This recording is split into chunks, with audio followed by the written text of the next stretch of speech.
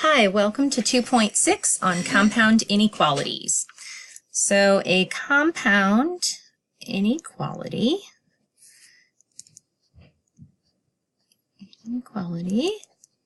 is a sentence with two inequality statements joined by the word and or the word or.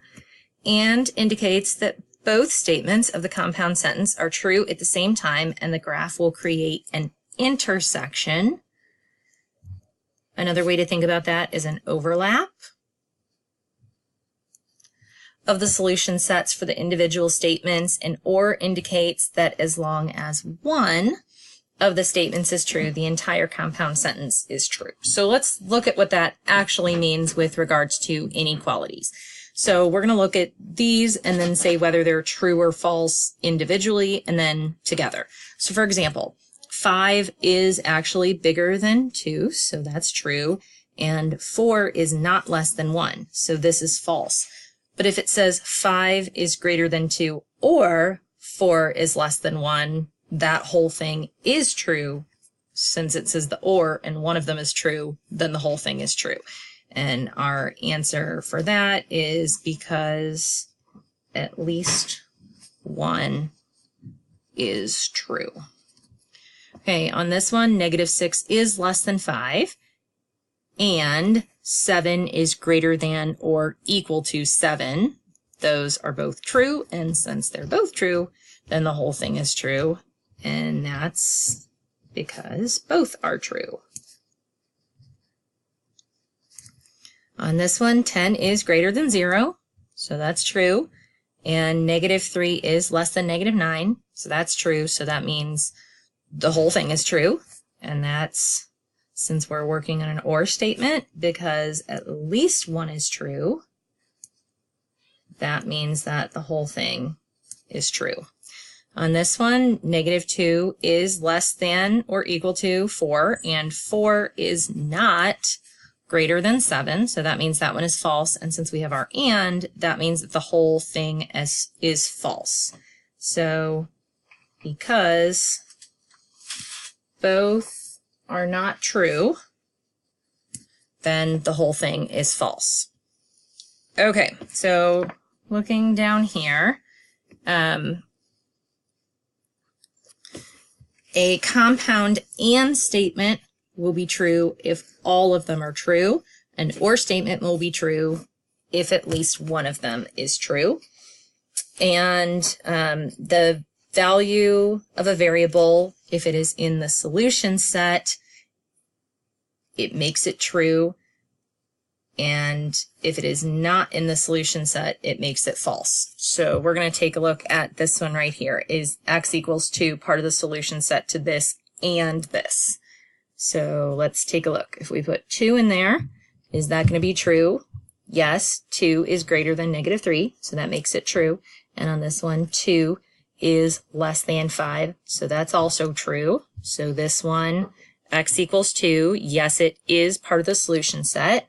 Yes, because 2 is greater than -3, and 2 is less than 5. Those are both true. Okay, so now we're taking a look at this one. So this one also has an and, so they both need to be true. So we're going to put 1 in for x. So 3 times 1 plus 8 is greater than 9. 3 times 1 is 3 plus 8. 11 is greater than 9. So this one is true. And then -2 times 1 plus 10 less than 7.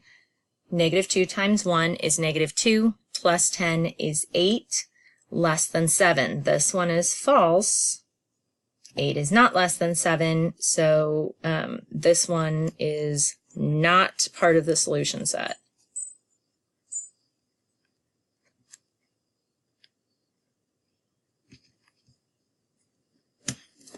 Okay. So let's take a look right here. On the numbered lines, we're going to shade in the values of x that solve the compound inequality. So this one right here, we've got x is less than 7. So here's 7, and we're looking at an open circle because 7 is not included in our solution set. And we want all the numbers that are less than that. And we want numbers that are greater than or equal to -2. So here's -2. That is included in our solution set. And we want things that are bigger than that and less than -7. So we've got all of the things in there. That's that intersection or overlap of these two inequalities that I was talking about earlier. So they want us to list some values. So let's say like 0 is a value, 3 is a value in there, 1.25 is a value in there, anything that's in between those. Okay, now let's look at an OR one here. So in this one, it says x is greater than or equal to 5. So that's including our solution set. And this time we're going to be looking at things that are greater than that. And then we've got x is less than -1. So -1 is not included in our solution set, and we're looking at things that are less than. And we've got an OR, so it can be over here or it can be over here.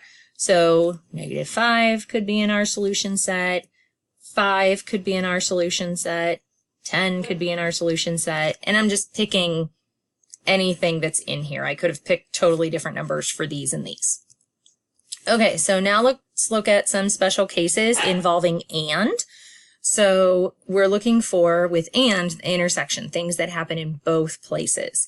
So -2 is not going to be part of our solution set because it's not included in this second one. Remember, we're looking for the overlap or the intersection. So -2 is where it starts. Everything greater than -2 is in both solution sets up until we get to 3, and then 3 is part of both solution sets. It's included in our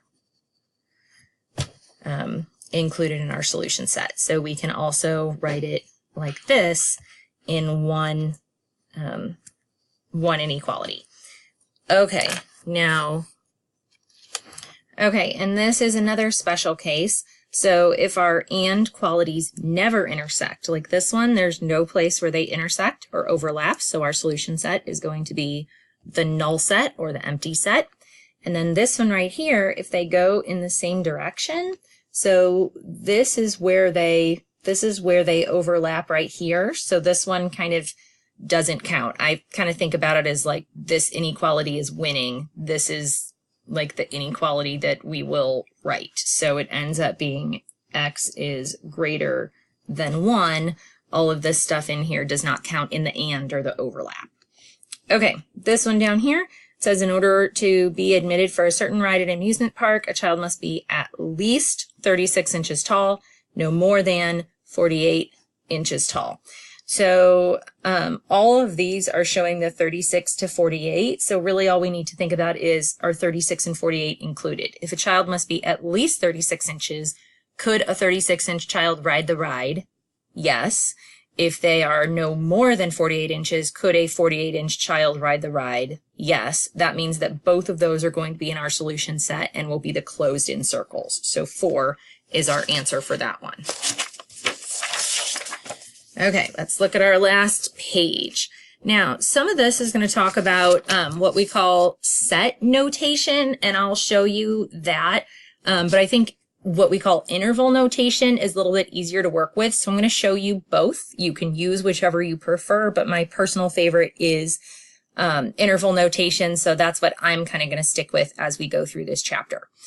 Okay, so when working with inequalities or and inequalities, we use the intersection symbol, which looks like this. So that means and, it's read as and when we read things using that. And then this one, the union symbol, looks like that, and we read that as or. And so this one right here, we're going to look at an or situation. So this one is saying that we've got x is greater than or equal to 4, and then or x is less than or equal to 0. So this is the less than or equal to 0. This is the greater than or equal to 4. So in the set notation, it looks like this. So we use those fancy brackets and we say x, and then we have this straight line and we read that as such that. So x is all numbers such that x is less than or equal to 0. And then we use our union symbol, so or x such that x is greater than or equal to 4. So this is our set notation. Or we can use the interval notation, which I think is a little bit simpler. And it looks like this. So we use a parentheses when something is not included. And we're going to talk about negative infinity. We obviously can't really include negative infinity because it's not a real number. And then a comma to show that we're going to our new point. We're going to 0. And then we're going to use a hard bracket to show that 0 is included. And then we use our union symbol to show or. And then here's a hard bracket for 4. And then that's going to positive infinity like this. So this one, we would say x such that x is less than or equal to 0, or x such that x is greater than or equal to 4. This one, we would say we're going from negative infinity to 0, or 4 to positive infinity. So either one of those that you like.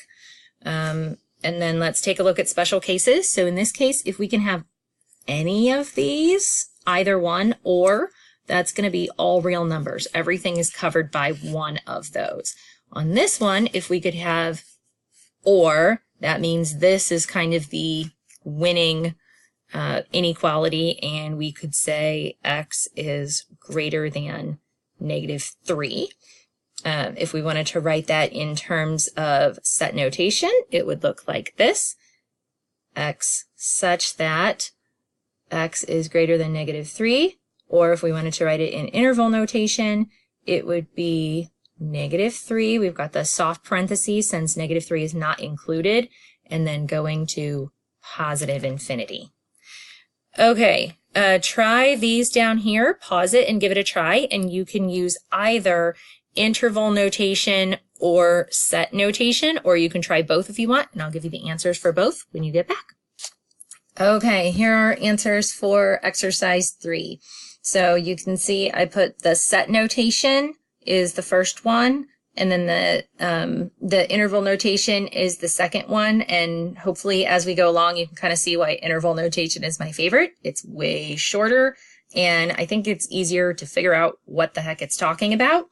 But like I said, I will accept either one on quizzes, tests, work, anything like that, because they're both really equivalent in what they mean, and neither of them are really better than the other mathematically.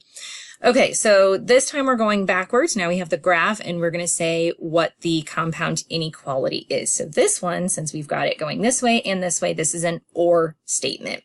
So this part says that x is less than -3, and it's not included, so it's just going to be the less than, and then it's or x is greater than or equal to, and that looks like about 3.5.